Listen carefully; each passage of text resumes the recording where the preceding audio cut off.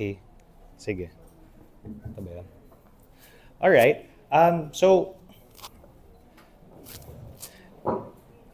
guys, I want to ask lang, kasi a lot of you here are professionals. How many of you, raise your hand if your clients have a hard time understanding sustainability? Raise your hand if your clients have a hard time understanding sustainability. Okay, we have some in the room. Sige. And then, can you,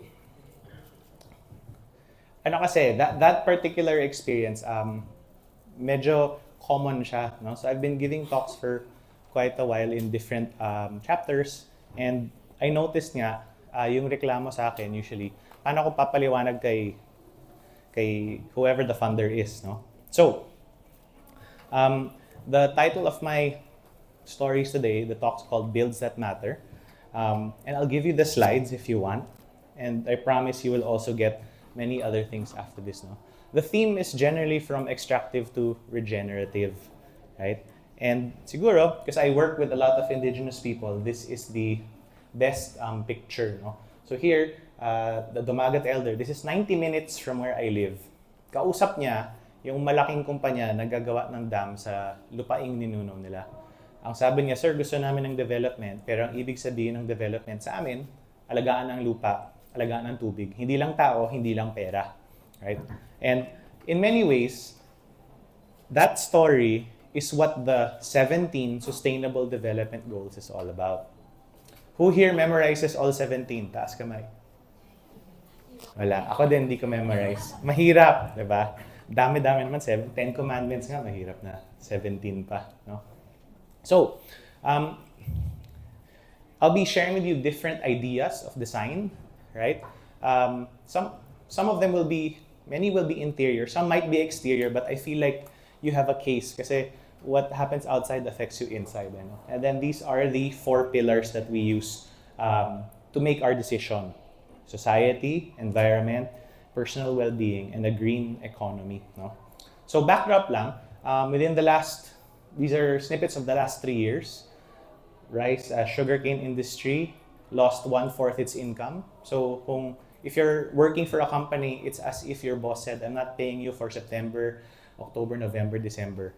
Right? That's what's happening to our farmer partners. No? In the middle, it says here, 1.5 and 2 degrees. This refers to the average temperature above pre-industrial levels of the world. Right? So today is warmer. Today is about 2 degrees warmer than it was 30, 40 years ago. No? And the effect lang, if the water is warmer, at 1.5, about up to 90% of the fish and seafood die. At 2 degrees Celsius, it's up to 99%. No? And then the last one, this is newspaper clipping in 2023, August.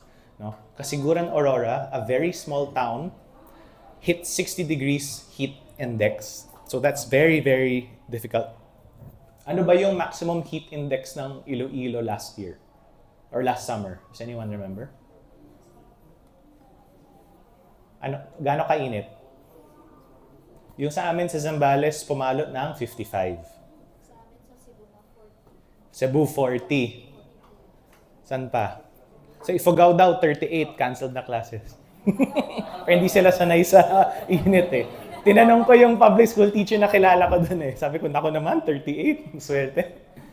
So anyway, and then, recently, we also made the news, but not for something that's very pleasant, no? So, you might have seen this, and I'm sure you were affected kasi the storms today are so big that it affects the whole country.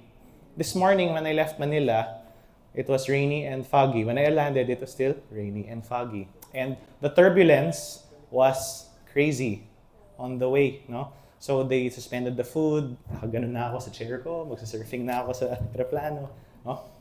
Now, I asked my dad kasi, my dad is, for perspective, si Papa, doctor sa PGH.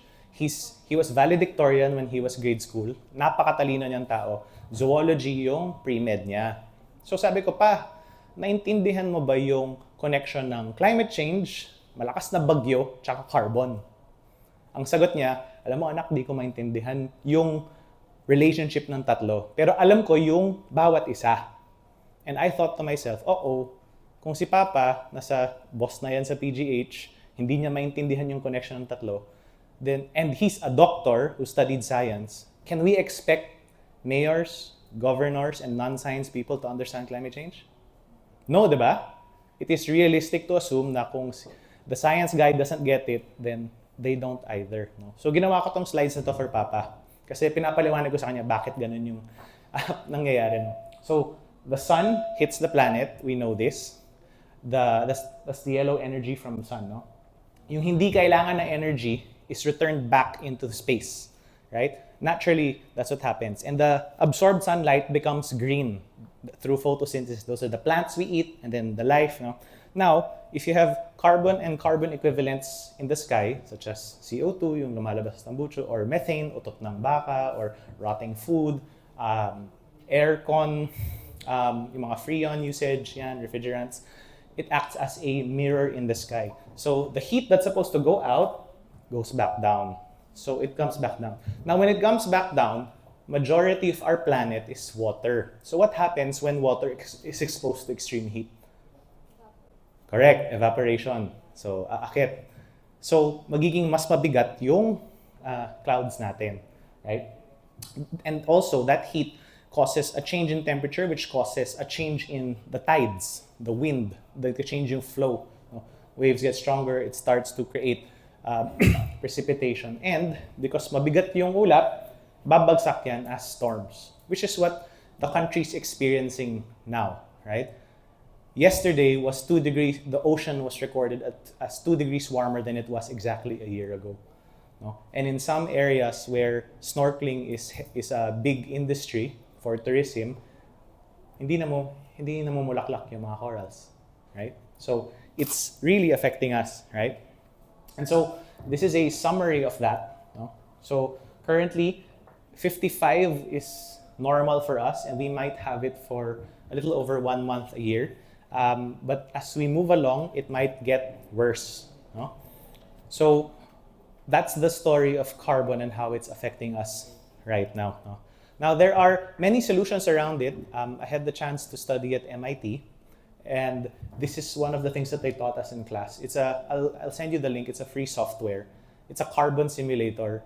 So dito makikita mo ano ba yung mga solutions for reducing carbon that is making the climate hotter, making us more reliant on aircon, diba? Making us hate the fact that our roofs are all colored dark blue, dark green, or dark red. I don't understand why. No? Energy supply, transportation, building is an industry. Actually super laki ng responsibility natin as building construction professionals. No? Then there's agriculture, food. No? Anyway, kids are scared. That's the bottom line. When I was in high school, pag umuulan ng ganito, masaya ako. Yay, walang pasok. No? Baka may nakarelate ka. Today, though, it's different. My nephew and my niece, when it's raining, they're scared. Tito, kakatakot, baka mabaha tayo. It's changed dramatically, right? And that's why these talks, we're going around giving these talks to construction professionals. I'm hoping to give it to accountants as well, because we all need to account for the carbon that we're using now. This is a simplified version. This is how Stanford University verbalizes the carbon waste. One is how we move things, transportation. Alam natin yan. Next is how we power things. It is the biggest chunk, which means how we design is going to affect everything now. Next is what you eat, food. It's a cow, baka yan, kasi beef is 6 times more carbon dirty than chicken. 5 times more carbon dirty than pork. We're a pork-eating country, so medyo safe tayo. But in America, where it's beef galore, burgers galore, iba.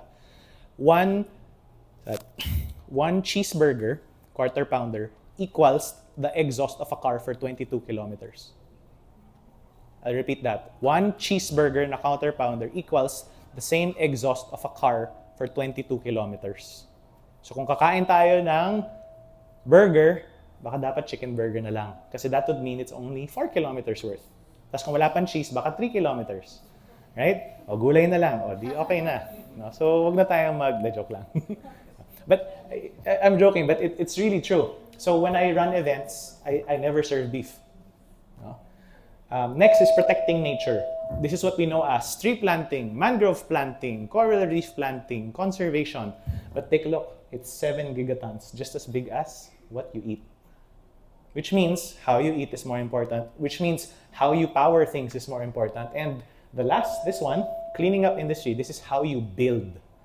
Because our industry is very reliant on two major materials, cement and steel. 1 kilo of cement equals 0.9 kilos carbon. 1 kilo of steel equals 0.9 kilos carbon.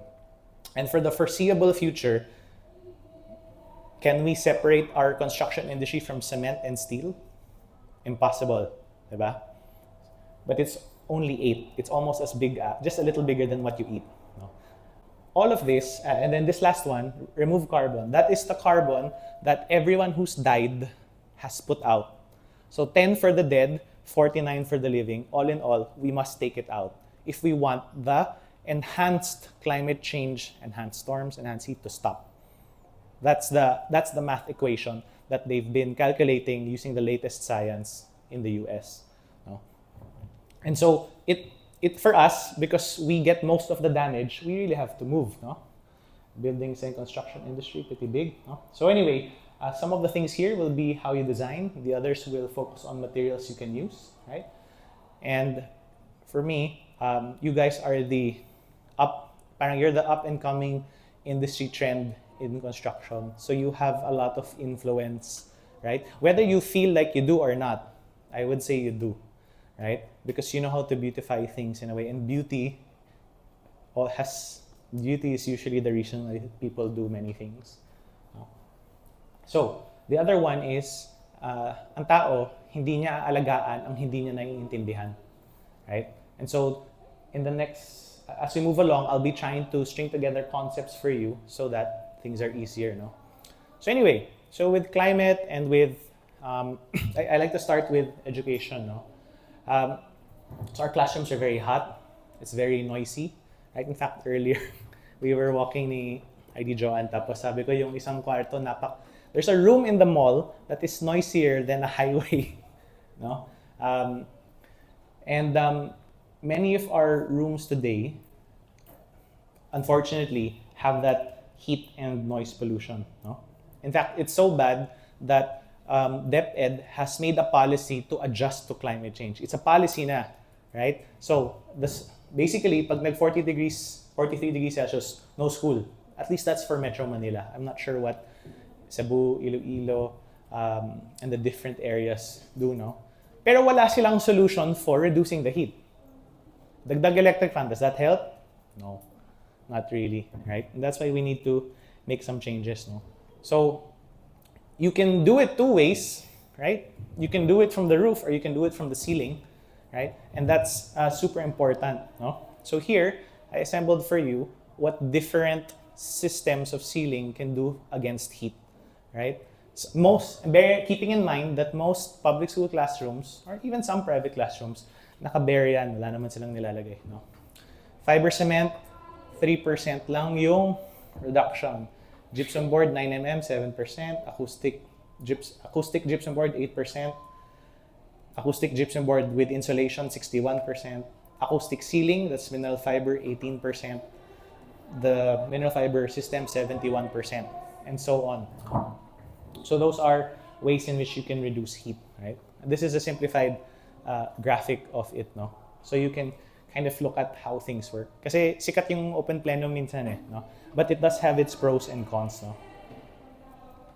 And then the other thing is that yung cooling energy today, because there's so many condos, the Philippines has so many condos, we have a 3-year oversupply, at least in Metro Manila. It's a minimum 3 years, no? And so cooling is important kasi the condos don't really self-ventilate very well, diba? So we have to really think of how we block heat from sides, no? Additionally, also in classrooms, hearing what's understood is super important, no?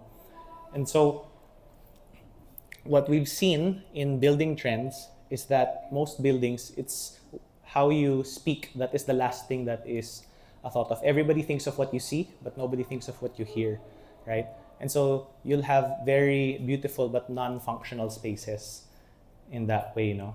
So just for acoustics, if you're treating the room also, your ceilings is your best bet also. Better than the carpet because the carpet gets dirty, you have to change it. The ceilings stay longer. This one has some pretty decent acoustics. No? Malakas lang yung mic natin, right?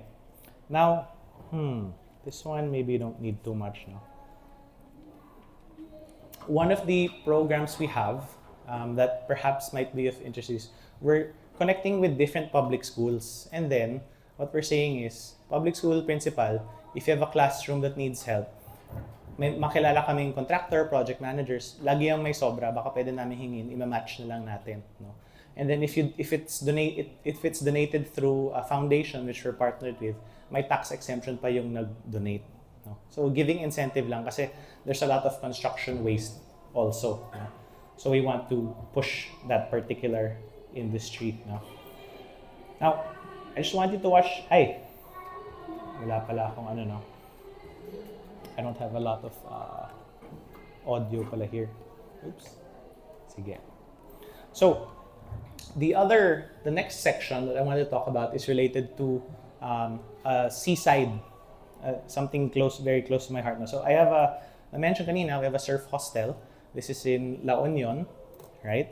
And the thing about surfing is you fall in love with the ocean. And here in Visayas, of course, the ocean is a big chunk of our economy, right? Unfortunately, we are really wasting away the natural resource given to us. So this guy is my surf instructor, and when he posted this, galit na galit siya kasi wala na magsisurf, no? Meron na ba ditong nag-surf dati? Taas kamay. 1. Anyone else? Nag-surf before? 2. I have a question for you. Nung nag-surf kayo, nakabukas ba o nakasara yung bunganga nyo? Both, di ba? Sa simula nakasara, pero sa dulo magbubukas din yan eh. No? So syempre, you don't want to surf in that.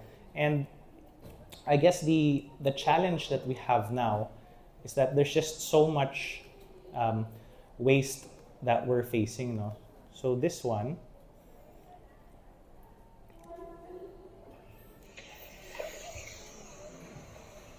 so if we found this video, no? It's one of our rivers, right? Sobrang kadiri. And every river leads to the ocean. And when you get to the ocean, yung mga isda, syempre kakainin na nila yung plastic kasi mukha siyang jellyfish. No? So ito, yan. It's the belly of a yellowfin tuna. Right? Who here eats tuna? Ayun. No, tayong lahat. Oof. No? So that's one of the things that's super important. No?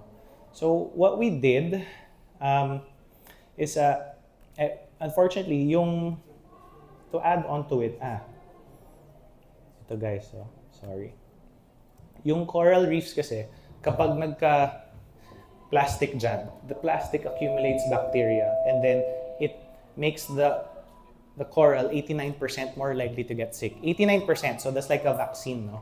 Tapos, corals will produce 1,000 kilos of seafood per hectare per year. So pag nagkasakit yung corals, less food, di magmamahal yung isda. Magkano na ba ang isda ngayon sa palengke?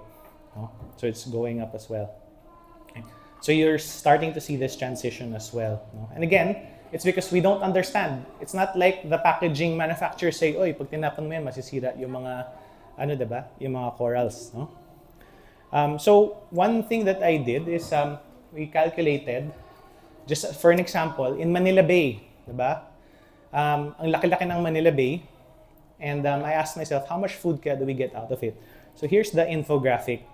If we base the data of Smithsonian Museum in the US, this is how much Manila Bay is supposed to produce. But would you eat food from Manila Bay? No, I wouldn't. Definitely would not eat food from Manila Bay. Kadire, no? And the sad part is there are more and more bodies of water that are starting to appear like that, right? And that's why we need to think about it because that's food as well for everyone, right? No? Bohol has about this much, 9 million kilos of seafood per year at the very least. Cebu's about 7.7, no? So Panay Island should be bigger than that, no? Because you're a little bigger in size, right? Yun. And this, of course, becomes an all too familiar scene, right? Anong brands yan? Coke at Nature Spring. Galing. Kuha niyo, no? Kasi lahat tayo gumagamit yan, no? But we have to find a way to reduce it, no? And perhaps this is one thing that pet peeve ko, yung nag-dine-in pero naka-take out pa rin yung ginagamit. Ito, tumambay ako sa isang coffee shop for 6 hours. Tapos pinanood ko lahat ng guest nila. Yan, no? So, we have to find a way to reduce that, no? So, what was the solution? Naku, I hope I have the right audio. We had well, this doesn't have strong audio, but this is our feature on BBC. Ayun.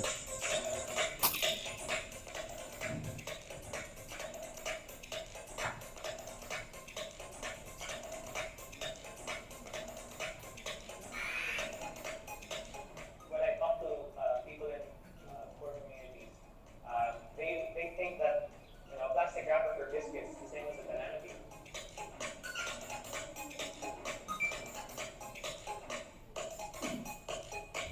Yeah.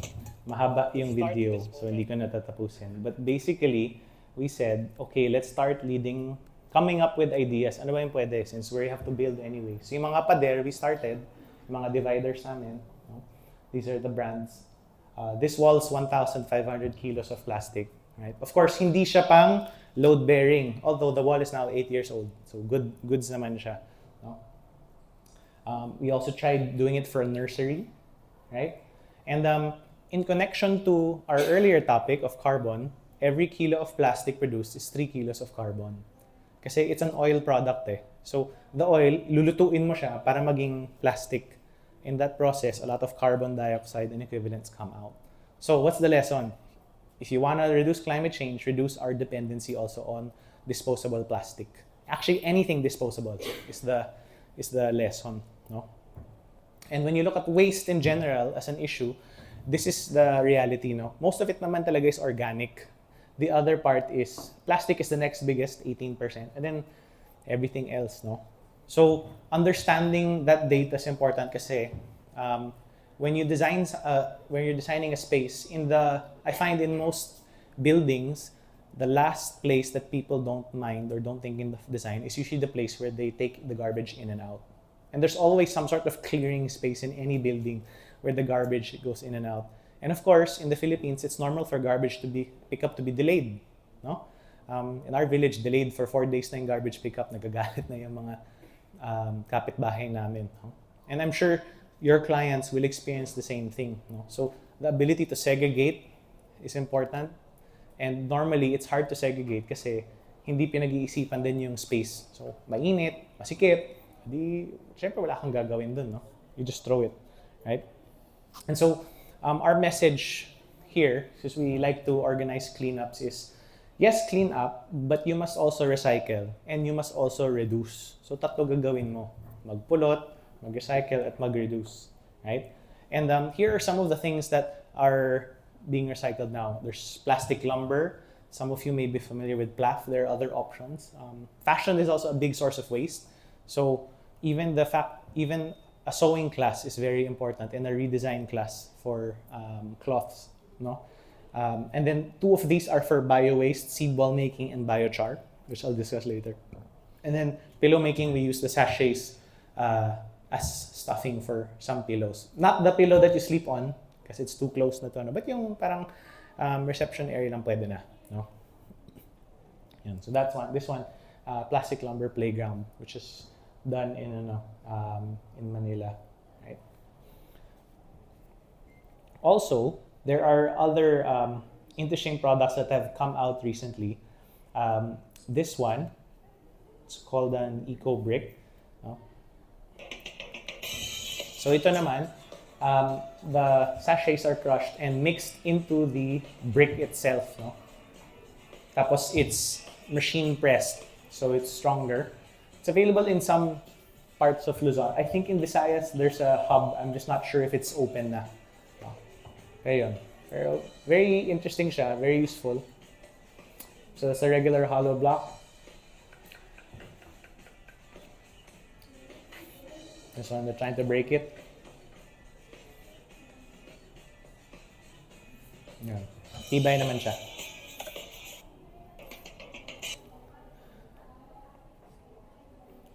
Right? And products like these are on the uptake, so it's being used by Shell, Max Fried Chicken, UP Diliman, in BGC. I know Cebu Technopark has also. I'm not sure about Panay Island if there is one. There's some projects now, but perhaps there are. No? And then the other newer thing that's coming up, plastic boards. So there are companies actively trying to clean up Pasig River and Manila Bay, and the plastic waste is disinfected, and then it's compressed into these boards. No, so these boards are pretty useful. They're not meant to be the exterior facing. No, so we have to be creative in how we use it inside spaces, right? But it is a material that can be used. No, kasi ito nga, yung lumber. No, and then there are also more entrepreneurs. I put this here. Baka you want to benchmark. This lady uses a lot of recycled plastic in her furniture, right? So pwede nyo rin, you can get ideas, or baka you want to collaborate with her. No? And then in terms of legal framework, expect that this will be faster and faster. Kasi our government is one of 77 governments around the world that said, hey, plastic, kayong mga nagbebenta ng produkto na may plastic, kasalanan nyo. Hindi responsibility ng gobyerno alone to do it. Kasi nga, the media spin, for the longest time has been, pag may basura, kasalanan ni government. Kasi dapat siyang maglinis. But the government didn't create plastic. Diba? It's certain companies that did. So the governments around the world are saying, kayong gumagamit, kayong gumawa, be responsible. So now they're required to pick up waste also. So the law started in 2023.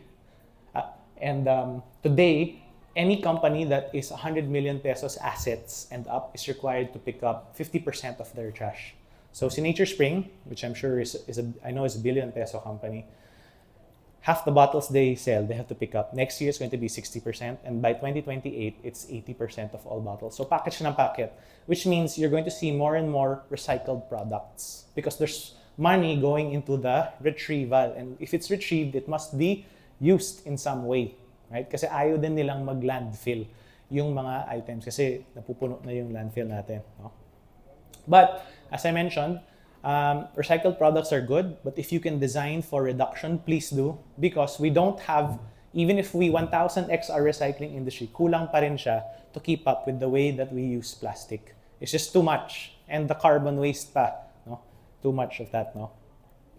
Yun. So the other side, so that's kind of the story of plastic, how you in your industry can kind of connect to it as well through recycled products. The other one I want to connect you to is the forest, no? And perhaps how you can connect with reforestation in the Philippines, right? So, a little backstory. 1900, this is Philippine forest, 70% old growth primary rainforest, which means the tree would be as big as this room, yung trunk niya. 2016, it's 3% na lang, no? And something historical happened in 1900. No? In 1900, there was some American who said, "Oh, let's buy the Philippines." No? Sound familiar? Because Trump said, "Let's buy Greenland" last year, diba? In 1900, the Treaty of Paris took place, and in that treaty, the U.S. signed with Spain to buy the Philippines for $20 million. No? Now, in that meeting, the Senate had to explain to their president why they would buy the Philippines. At the time, $20 million was a lot of money. So the president is like, Mr. Senator, explain why we should buy this country, which is in the far Pacific away from us. And his answer, I found the meeting of the minutes actually. It's in a book. It's in two books. One is the Kapampangan Mystique and the other is the Politics of the Forest. The quote is said by a Senator Albert Beveridge, and he says, "Mr. President, times call for candor. the Philippines has lumber to last us generations. The soil of farms in Luzon, Visayas, and Mindanao are healthier than any farm we have in California. They can grow hemp, tobacco, sugar, right? The mountains of Cebu are practically a chain of coal, so energy, right? And you can mine gold out of the creeks of the Philippines. That's why they bought us, no? And I'm sharing it with you because a lot of these industries are very extractive in nature. And it's also the reason why dami nating sugarcane, right? Dami nating tobacco. Coconut pala, dami nating coconut. PCA, we were meant to supply global, no? So that context is important as you go along, no? So anyway, we lose the trees, even if it's a renewable resource, and as a result, it gets hotter, no? And you also lose the ability to create a microclimate where it rains every day, no? Siguro nung panahon ng mga grandparents natin, your grandfather or grandmother, baka nasabi niya, alam mo, dati umuulan araw-araw sa amin sa hapon. Kahit tag-init, umuulan, no?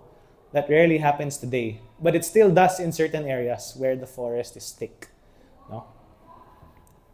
So, I'm sure Iloilo's going through this change also, where you've got less and less trees in certain areas.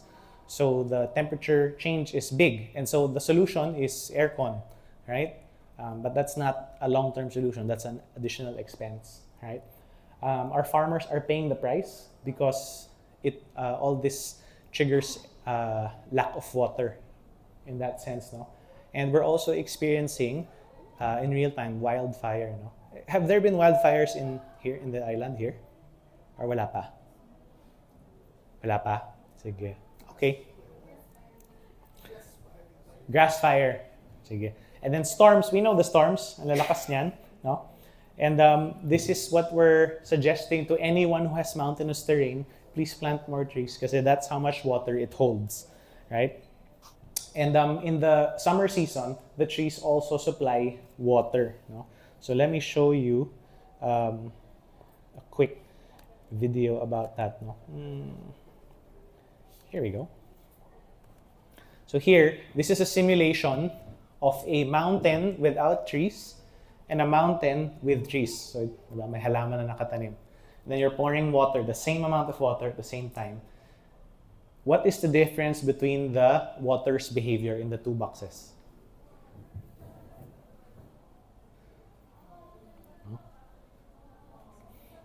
Diba? Dito, sa taas, ang bilis lumabas ng tubig, tapos dark, landslide, flash flood, right? Which recently happened in Laguna kasi someone's mining Mount Makiling. No? Happened in Baguio kasi wala nang puno doon. No? I'm not sure here, I didn't see the news. No? On the other side, look, the water came from below. It's clear and it's slow. So the water had time to go into the aquifer where you can get water from your deep well, right? So that's what's happening. No? So trees will do this, right? Without trees, if it's just roads, you get that. No? That's our challenge.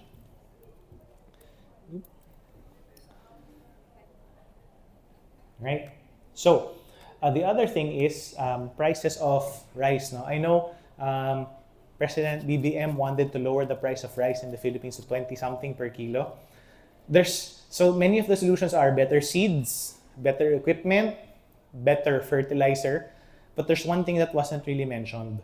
It's water supply. No? So when I travel the country, merong mga, alam mo yung mga gas station na non-branded na mas mura talaga. No? So I was traveling to Tarlac and then I wanted to get gas. Nakapila ako sa harap, farmer tractors. So kausap ko si Manong. Sabi, Manong, ba't parang bibili ka ng 300 liters of gas? Di naman magpa-price increase eh. Ba't ang dami? Tapos ang sagot niya, sir, kasi yung farm namin walang tubig. So meron akong pump na deep well. Kukunin ko mula sa ilalim ng lupa, 300 feet underground. Pero kailangan ko ng gasolina. Kaya napakamahal ng tubig ng rice natin kasi we're using gasoline to get the water. Versus, it would be more natural. No? So, that translates to 9 pesos per kilo of rice. 9. Napakalaki. No? So anyway, this brings us to one of the villages we work with. This is in Zambales, and you can see the mountains here just burned, kaya siya brown, no? And we wanted to help plant, no? The goal was to plant 4,000 hectares, no? So we made a tour to help them plant, right?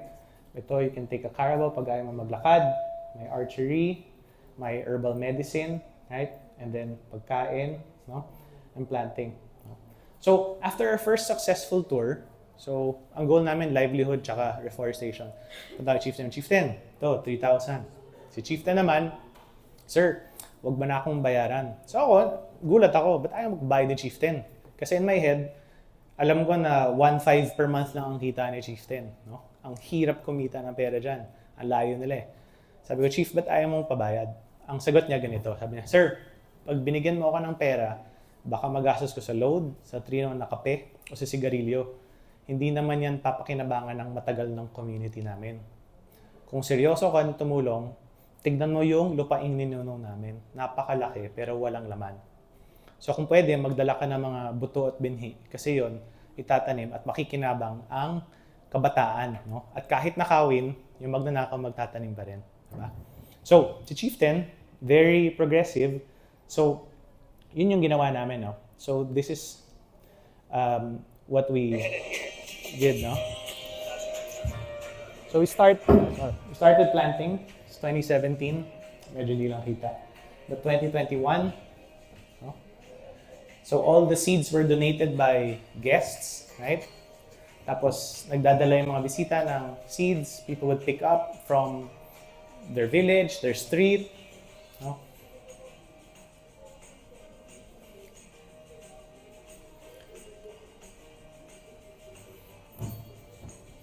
So, yan. No? So, dyan lang nagsisimula. Diba?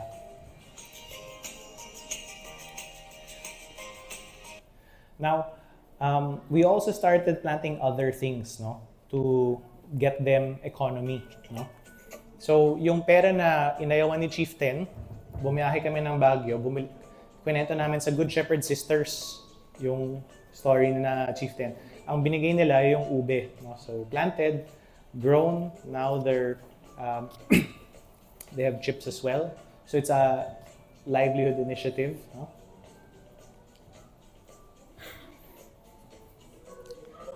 So, guests get to plant, no? And as the trees grew, no, we started measuring different things.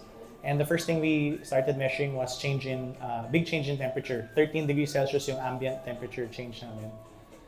Trees brought flowers. Flowers brought certain insects like bees. No?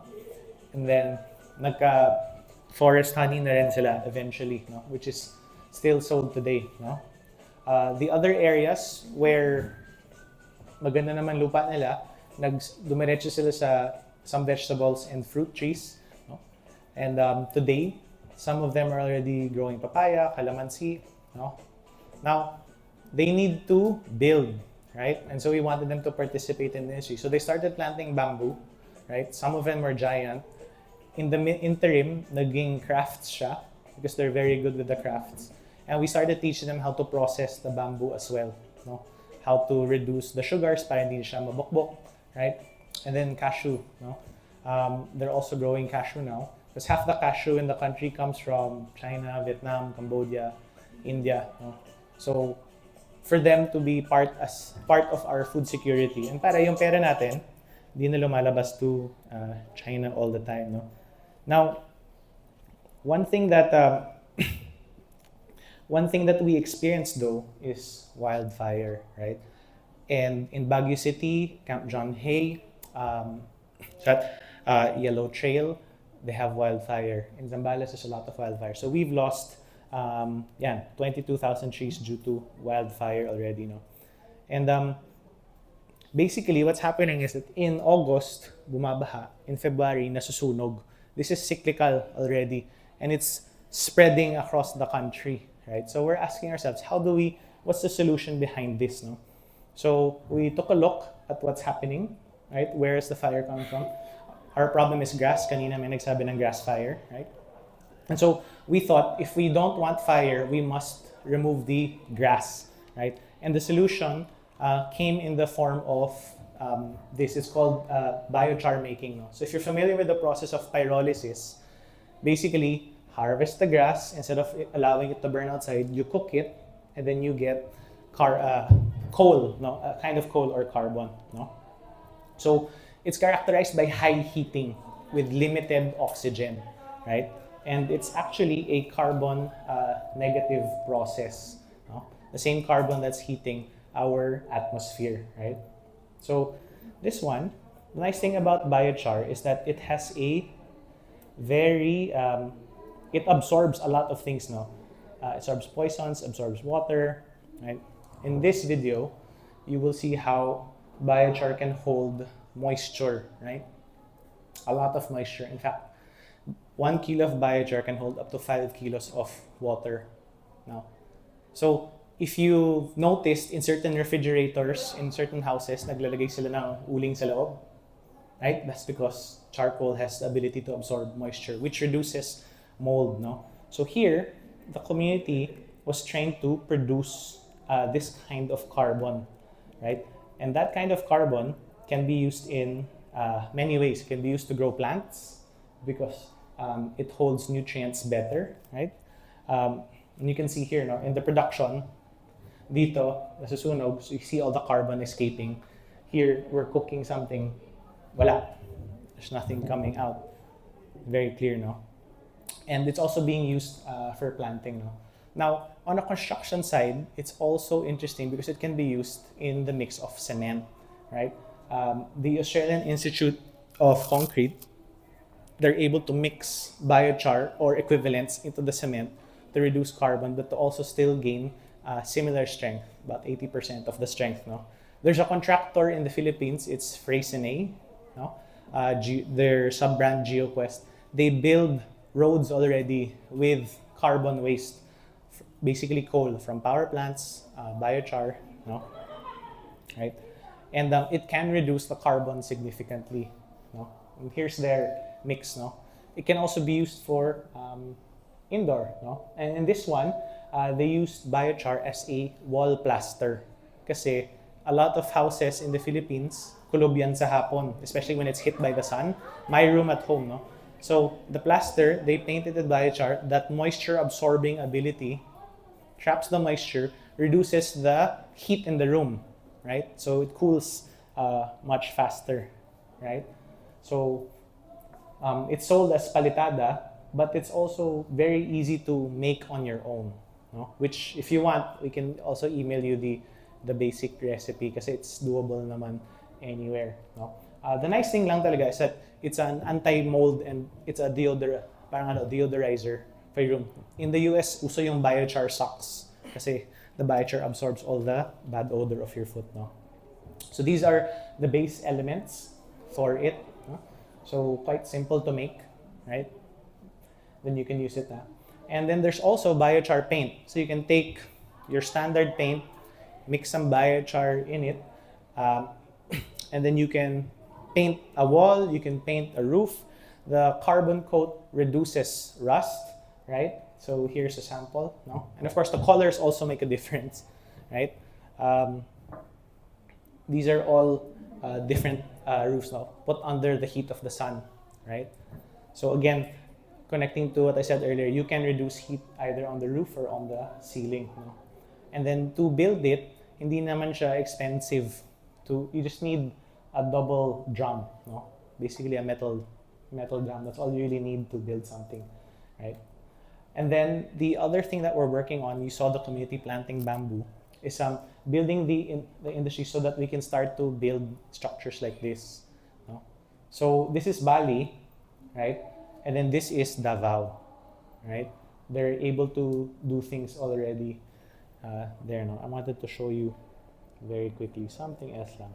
Ayan, ito yung ibang stuff in Davao. Sayang naman. Here, these are all in Davao already. Everything's homegrown. No? And there are ways to process the bamboo so that you can use it and hindi siya mabubukbok. There are 4 ways to do it. You can either do a heat process, you cook it or smoke it. You can put it in salt water, right? If you put bamboo under salt water for 2 years, it'll last for 100 years. And there's proof of it. It's the bamboo organ in Las Piñas, because the priest who commissioned the production of that bamboo organ buried the bamboo in the sand around Las Piñas shoreline for 2 years before he built with it. For construction purposes, 2 weeks is enough, right? If it's exposed to salt water. Kasi the main principle is yung bamboo, matamis yan eh, right? So gusto siya ng bukbok. Pag tinagal mo yung tamis, the insects will no longer eat it, no? Then of course, you can also do a flowing water kind of treatment. I just didn't have it in the slides, no? If you have a river. And then you can also use borax and boron if you have none of the above, no? You just have to treat it for a while. So the bamboo will last for 10, 20 years, right? In that aspect, no? So these are some things that you could look into as well, no? Now, again, siguro just to wrap up, no? The overarching energy source that is destroying our planet is how we power things, no? So it's mainly related to temperature. And so when you design your homes, right, I'm hoping, or offices, I'm hoping you can think of ways to make sure that the AC is efficient, the colors are optimal, that you have a carbon coat or some extra coating so that you're able to block off heat. Of course, your ventilation and everything, you have to coordinate with the architects on that, no? But these are some of the real issues that you have a footprint on, right? And there are different solutions. Some are in their infancy, some are growing already, no? Pero yun, the way you design really changes how we use energy, right? So with that, I want to thank you guys. I hope you learned a little something. And then, siguro last, please talk, when you talk to your client, ma'am, sir, there's no rich person on a dead planet, right? Yun. And I hope we stay in touch. So yun, thank you. So pala yung mga, if you want to email, if you want the slides, just email me. I'll send you a link or send it to organizers.